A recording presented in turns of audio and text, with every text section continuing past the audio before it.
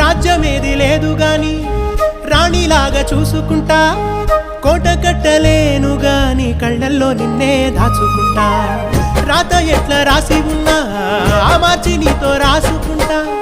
స్వర్గమంటూ ఉన్నదంటే అది నీతోనే ప్రతిరోజు పంచుకుంటా.